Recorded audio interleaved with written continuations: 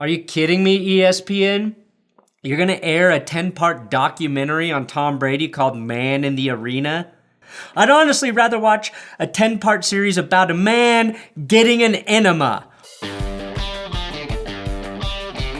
Welcome back to Odd Man Sports. I'm your host, Brandon Perna. Totally not odd at all. I'm also the host of That's Good Sports. So thanks for tuning in. Maybe like this show, and make sure you subscribe if you haven't already. Did you do it? Did you do it? On this week's show, we're talking sports conspiracy theories. Like my theory that whatever anti-aging medication sexiest man alive Paul Rudd is taking is also being ingested by MLB analyst Frank Thomas. Also, I'll divulge who I believe is the secret Belichick family member behind the latest Spygate. And I'll also pull back the curtain and reveal the real reason Cam went back to Carolina. He's back! Dinks and dunks. Well, current Packers quarterback and future co-host of the Joe Rogan Experience, Aaron Rodgers returned on Sunday, leading the Packers to a 17-point win over the Seahawks. Now, this game included Pete Carroll using a flip phone as a challenge flag when he couldn't locate his challenge flag, which was somehow only the second weirdest thing a Seahawk did, because later in the game, DK Metcalf tried to join the Seahawks huddle after he was ejected, a move that will surely be featured on Shacked and a Fool, a blooper segment from, if I'm not mistaken, former teammate Shaquem Griffin.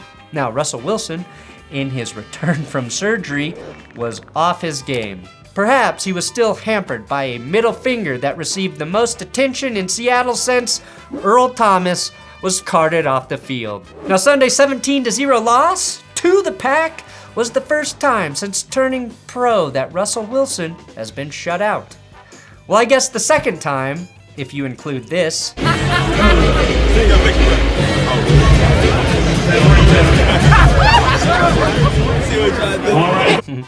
Meanwhile, the Packers have now covered the spread in 9 straight games, third most in the Super Bowl era, which seems hard to believe because future Bachelor contestant Jordan Love started one of those games. Speaking of Green Bay, the Packers are offering fans a chance to buy 300,000 shares of stock in the team at a cost of $300 per share. However, according to the team press release, the stock does not pay dividends and it cannot be publicly traded, making it the perfect gift for people in Wisconsin who hate money. Now, the Chiefs are back in first place in the AFC West, after thrashing the Raiders in a game which included a stoppage when defensive end Quentin Jefferson found a pair of scissors at the line of scrimmage. Said John Gruden to an empty beer bottle, "What'd I tell you? First, they let homosexuals play. Next thing you know, they're scissoring right at midfield." Speaking of scissoring, mullet aficionado and Patriots assistant Steve Belichick was the victim of a hidden camera prank pulled off by his wife, Jen. Hi, this is Marie calling you back from the Gucci store. We did charge your card and it did go through successfully. So $11,000 was charged to your account. If you have any questions, please let us know. The Gucci Zumi ostrich bag will be ready for pickup by tomorrow morning. Thank you. Goodbye. And while some may see this as good, fun, a good clean prank, I see it as further proof that no family is better at secretly filming people without consent than the Belichicks. The real prank is that Steve tricked someone into marrying him with that hair. In NBA news, Russell Westbrook celebrated his 33rd birthday at practice on Friday with a cake from the team. And this is why I could never work for an NBA team, because I absolutely would have demanded that we serve Russ way too many apple turnovers. And finally, a couple of shows I want to mention, shout out. If you like money, check out Pre-Gaming with the Game Day Sunday morning YouTube betting show. Last week, the entire team correctly had the Saints covering the spread against the Titans. I promise you right now, you start watching other gambling pregame shows, and you're going to see a lot of them all over the Titans today. A lot of them yapping, talking about a lot of stats, and they're all going to say, Titans are unstoppable. So you just remember, when we're all cashing in at the ATM a little bit after the games today, that you heard it right here. Nicely done. And a bit of self-promotion. Last week, I was invited on Slime Time, Nickelodeon's football show, for a fun interview with Adam Schefter's daughter, which included this back and forth. I'm going to start off with a question that's really important. It's like a really big question. I think everyone wants to know, what hairstyle do you have going on now? You want to talk about hair, kid? Have you seen the state of the world? Where people are dying every day.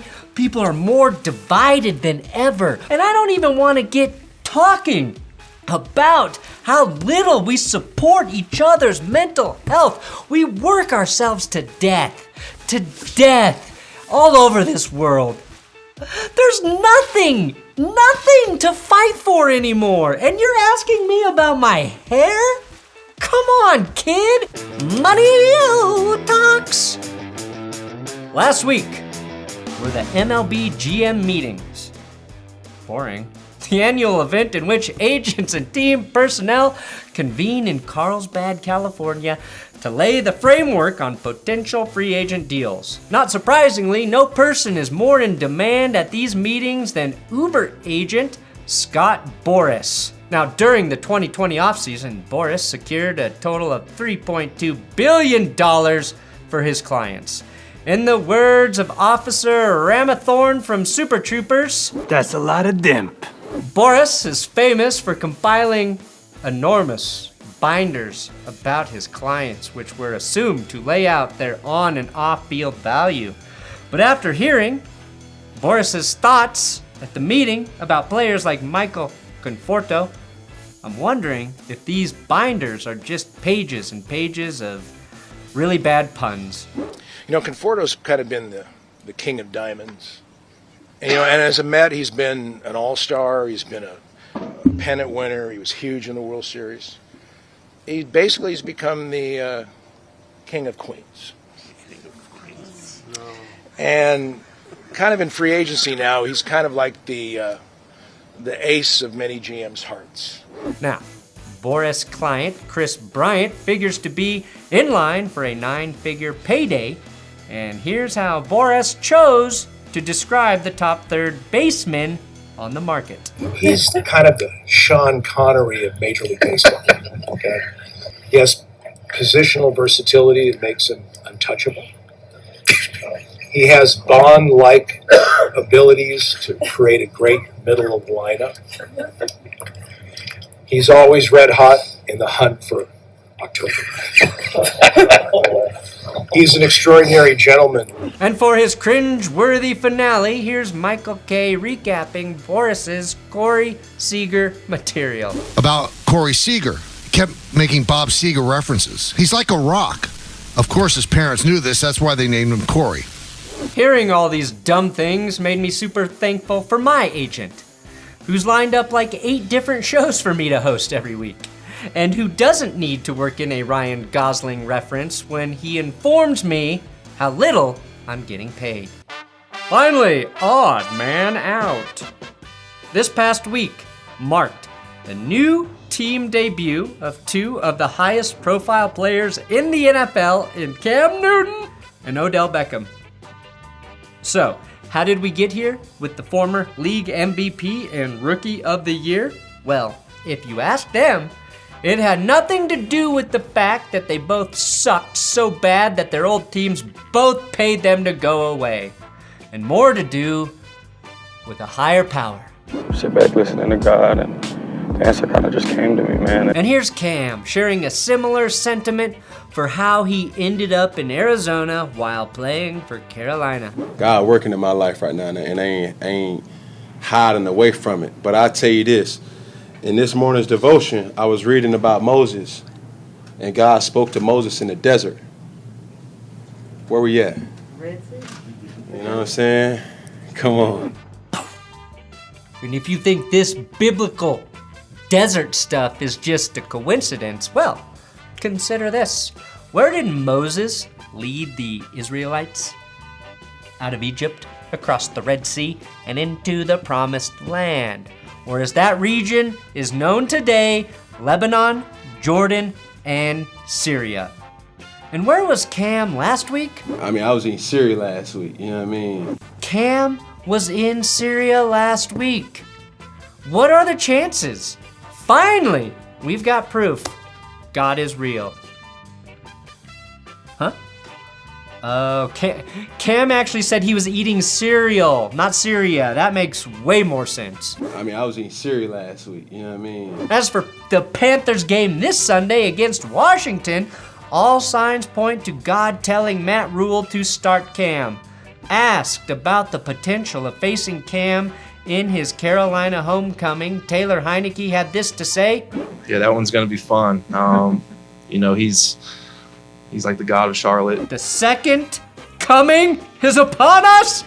And I hate to break it to Panthers fans, but sequels always suck. Godspeed. All right, that's it for today. Don't forget to subscribe here to the Game Day, and I'll see you next week. If I don't get struck down by a thunderbolt, that's good sports. It's in the game.